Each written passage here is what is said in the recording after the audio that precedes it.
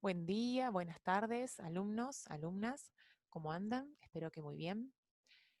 Que puedan ir siguiendo esta materia clase a clase en estos espacios que vamos construyendo juntos y dándole de alguna forma cuerpo a toda esta propuesta vinculada a comprender las teorías del desarrollo y del aprendizaje.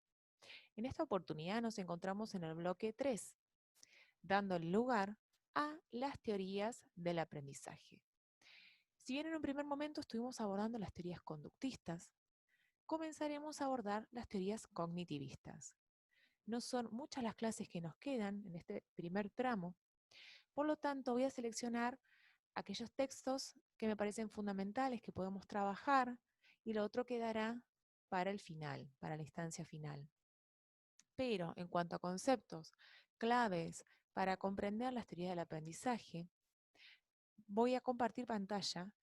¿Sí? Vamos a tomar siempre esta propuesta de González, en donde nos muestra a grandes rasgos estas dos diferencias en las teorías del aprendizaje. Por un lado, las conductistas que estuvimos viendo, y por otro lado, las cognitivistas. Recuerden que en las conductistas se presenta esta díada de estímulo-respuesta con un sujeto prácticamente pasivo. En cambio, en las teorías cognitivistas nos encontramos con que entre este estímulo y esta respuesta existen procesos psicológicos, procesos mentales, cognitivos, que permiten dar respuesta. Por eso es que se habla de un sujeto activo. Dentro de las teorías conductistas estuvimos viendo tres grandes ramas: el condicionamiento clásico, el instrumental y el aprendizaje por modelado. Dentro de las teorías cognitivistas existen diferentes ramas para abordar. Por un lado, la teoría que veremos hoy, que es el procesamiento de la información o metáfora del ordenador. Pero también hay otras teorías importantes. La teoría de Piaget, que es la teoría psicogenética, la teoría de aprendizaje significativo de Ausubel y la teoría sociocultural de Vygotsky. En las próximas clases, que nos quedan muy poquitas, abordaremos estos otros autores. Cuando hablamos de teorías cognitivas, vamos a hacer hincapié en esta diferenciación con las teorías conductistas en cuanto a que van a estudiar los procesos internos que tienen lugar en el sujeto, porque su objetivo va a ser poder describir, poder explicar la conducta, pero ya no en los términos conductistas, de poder predecir y de poder medir la conducta, sino que aquí el objetivo va a ser poder hablar de los estados mentales, de las representaciones, de los procesos, de todas las entidades mentales cognitivas. En el paradigma del procesamiento de la información, se establece una metáfora del ordenador en donde se encuentra a la computadora como una analogía para poder explicar cómo se procesa la información. Entonces, desde aquí se piensa que, así como la computadora, la mente también funciona de esta forma. Toma información a través de los sentidos, procesa en diferentes fases esa información y la transforma hasta obtener un resultado. Se va a manifestar entonces el resultado como inputs o outputs en términos de recuerdo, de percepción, de razonamiento, de imagen mental. Y para poder, de alguna manera, profundizar en uno de estos procesos mentales, vamos a estudiar a la memoria, ¿sí? Que es uno de los procesos mentales que esta teoría del procesamiento de la información va a tratar de dar respuesta. ¿Cómo funciona la memoria? Y el modelo más popular que se utiliza para explicar el funcionamiento de la memoria es el modelo multialmacén, que es propuesto por Atkinson y Shiffrin. Este modelo multialmacén habla de la memoria almacenada en diferentes sectores: una memoria sensorial, una memoria a corto plazo y una memoria a largo plazo. Es decir, que la información ingresa por los diferentes sentidos, de los canales sensoriales que tenemos, llega al segundo almacén, en donde se produce la codificación, y para su posterior almacenamiento en un tercer almacén o memoria a largo plazo, ¿sí? Va de alguna manera a utilizar el refuerzo, el repaso, ¿sí? Todas las herramientas que se puedan poner en práctica para trasladar la información desde este segundo almacén a el tercero. Cuando hablamos del almacén sensorial, es aquel almacén que va a recepcionar o registrar todos los estímulos percibidos, ya sea visuales, auditivos, ¿sí? O también táctiles, olfativos, es decir, todos los registros sensoriales de los cuales el sujeto va a dar cuenta. Esa información entonces ingresa a la memoria sensorial y la información no atendida se pierde. Pero, en este sentido, vamos a ver cuáles son las características más importantes de la memoria sensorial. Por un lado, la capacidad ilimitada, ¿sí? La memoria sensorial tiene una capacidad muy amplia para recepcionar la información. Tiene escasa persistencia temporal porque la información dura segundos en la memoria sensorial y se pierde rápidamente. Por eso la función de la memoria sensorial es almacenar rápidamente toda la información posible en bruto, en ese contenido bruto para que esté disponible para su procesamiento posterior. Y lo que no queda en el almacén sensorial se va a perder irremediablemente, es decir, que no se recupera. De allí la información que logra pasar al canal sensorial, entonces, se introduce en el almacén a corto plazo. Esta estructura, de alguna manera, va a evaluar si esa información es pertinente, si vale la pena o no enviarla, ¿sí?, a un almacén más permanente, el almacén a largo plazo. Y acá vamos a hablar entonces de una memoria operativa, porque la memoria a corto plazo, a través del repaso, del refuerzo, va a trasladar esa información y a codificarla en el almacén a largo plazo, para su posterior recuperación cuando querramos retomar o recuperar algo visto, observado, estudiado y dar una respuesta. Se recupera de este almacén a largo plazo y vuelve a la memoria operativa. Las características de esta memoria a corto plazo son una capacidad limitada. ¿Por qué? Porque puede guardar solo 7 unidades de información, 7 letras, 7 palabras, es decir, que tiene cierto límite de capacidad. Superado ese límite, la información ya no se puede almacenar, ¿sí? Nosotros hacíamos en las clases presenciales un juego de la memoria en donde observábamos que a corto plazo es muy poco lo que se puede retener. Solo aquello que pasa en la memoria a largo plazo, ¿sí?, va a tener una capacidad de mayor almacenamiento. Otra característica importante es que la duración también es limitada. Aproximadamente 18 segundos de tiempo es lo que dura la información en la memoria a corto plazo. Y las funciones tienen que ver con la función de retener y procesar la información. Esa información no ensayada, no reforzada, no repasada, se pierde. ¿Qué pasa con el almacén a largo plazo? Es una base de datos permanente que va a presentar características muy distintas, porque la capacidad es ilimitada y la persistencia es indefinida, ¿sí? En general suele ser permanente. El formato tiene que ver cómo se guardan estos datos en este almacén a largo plazo. De forma visual, de forma musical, motora. Son los formatos en que la información queda guardada. Un recuerdo, ¿sí?, muchas veces tiene que ver con un perfume, con un aroma, con una canción.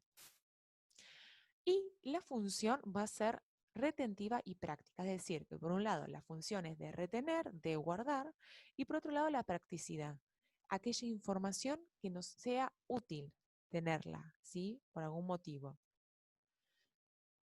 Y desde aquí vamos a ahondar un poco más profundo en los tipos de memoria que aparecen presentes o que están presentes en este almacén, ¿sí? Por un lado, la memoria procedimental y por otro lado, la memoria declarativa. Dentro de lo que es la memoria procedimental o instrumental, como la palabra dice, tenemos procedimientos almacenados, habilidades, destrezas motoras, cognitivas, que nos permiten interactuar, ¿sí? Tiene que ver, por ejemplo, con, yo les puse un dibujito ahí de un chico andando a patineta, ¿sí? La posibilidad de recordar cómo escribir, cómo andar en bicicleta, cómo manejar, cómo tocar un instrumento. Todas esas destrezas motoras, cognitivas que refieren a un procedimiento son recordadas gracias a la memoria procedimental. En cambio, aquellas capacidades para traer a conciencia recuerdos propios de un episodio o algún hecho de nuestra vida es la memoria declarativa o explícita. ¿Sí? Gracias a esa memoria es que podemos recordar o una anécdota, algo que hayamos vivido hace mucho tiempo, reconocer las caras, ¿sí? De las personas que nos rodean, de famosos, o hasta incluso acordarnos lo que comimos ayer, lo que hicimos la semana pasada. Esta es la, de alguna manera, memoria declarativa que hace referencia a los episodios. Y podemos tener, por un lado, la memoria episódica, específicamente la memoria que hace referencia a los eventos y experiencias, ¿sí? Que han tenido lugar en nuestra vida y que están relacionados con un tiempo y un espacio. ¿Sí? Por ejemplo, ayer me crucé con tal persona o lo que hice hace un año atrás. ¿Sí? Es autobiográfica porque los recuerdos son recreaciones, son historias que van a cambiar cada vez que las contamos porque nosotros vamos construyendo ese recuerdo, ¿sí? Lo vamos recreando.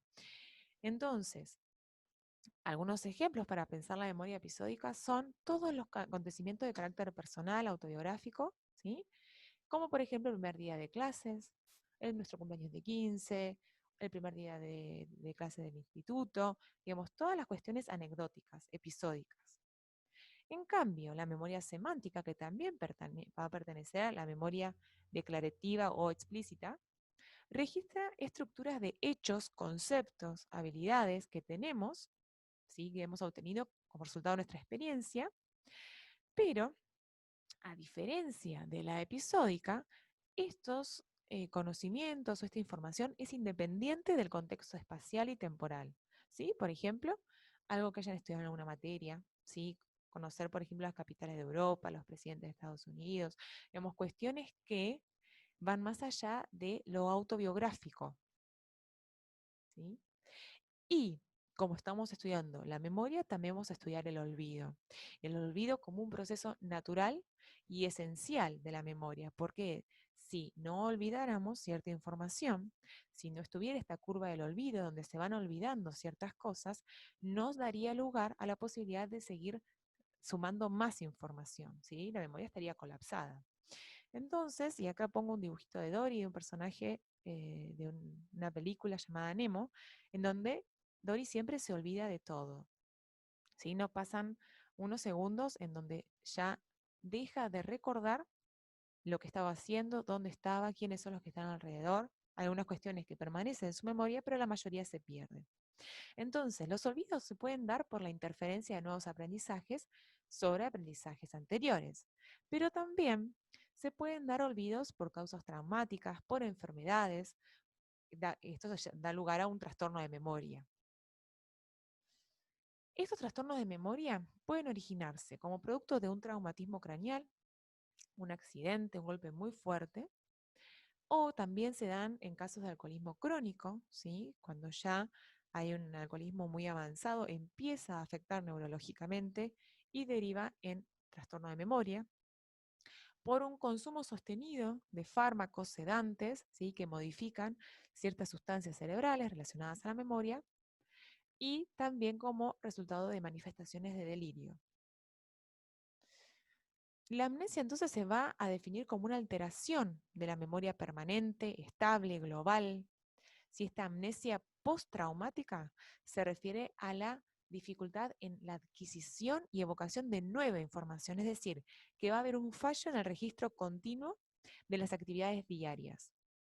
Y esto es muy frecuente en los traumatismos que son craneales, ¿sí? Que son muy graves o hasta inclusive también los moderados, suele existir esta amnesia postraumática, ¿sí? Es decir, que hay una dificultad por adquirir y evocar nueva información.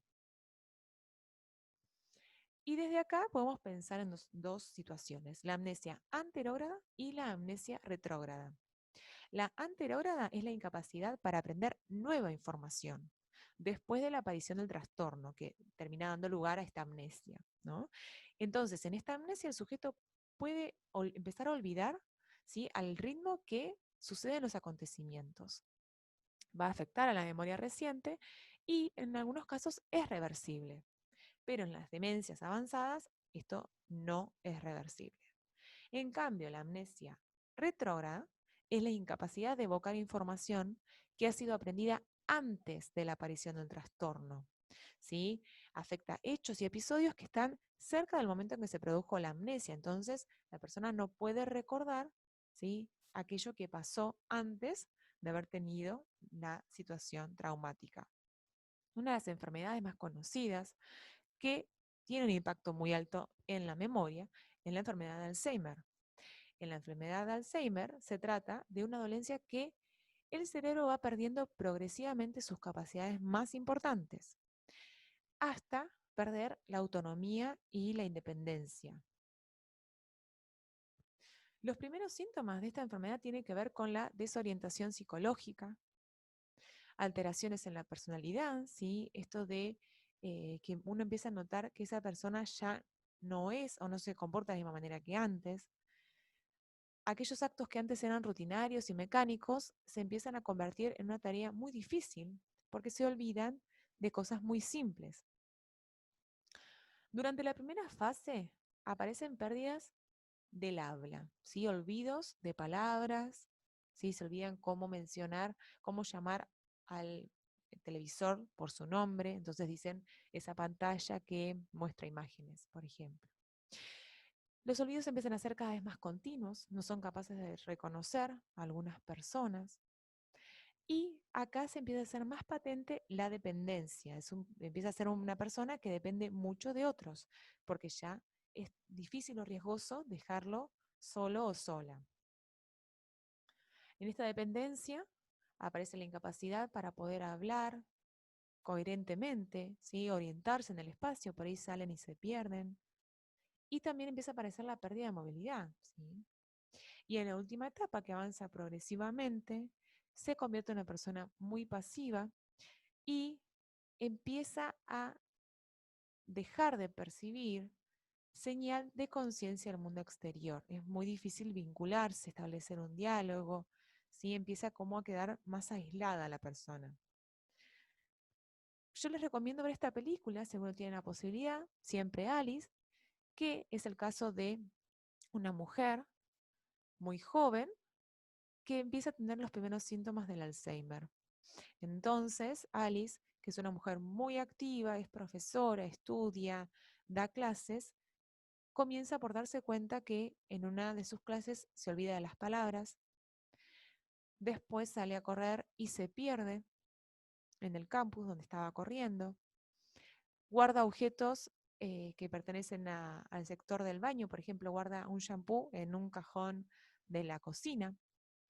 De ahí a cuestiones más complejas. Y va mostrando cómo es el avance de la enfermedad y sobre todo cómo esto impacta en la familia. Es una enfermedad bastante destructiva en lo vincular.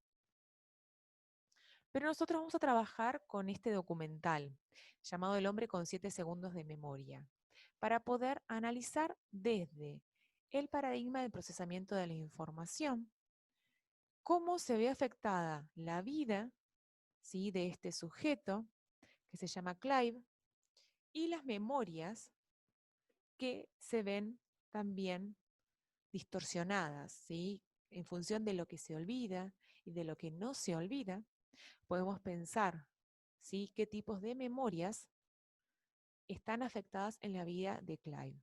Entonces, desde el paradigma del procesamiento de la información, vamos a analizar cómo este sujeto ha podido enfrentar esta enfermedad y cuáles han sido las consecuencias de la misma. Entonces, este documental, que está disponible en YouTube, tiene la posibilidad de que nosotros podamos bajar esta teoría del procesamiento de la información, detenernos en esta cuestión tan importante en la vida que es la memoria, y desde allí analizar cómo, al verse afectada en la vida de un sujeto, también se ven afectadas otras funciones cognitivas y vinculares también, ¿no? Bueno, espero que tengan una buena semana, que puedan comprender el texto, que les resulte interesante esta actividad y nos veríamos la siguiente para seguir trabajando con las teorías del aprendizaje. Que tengan una muy buena semana.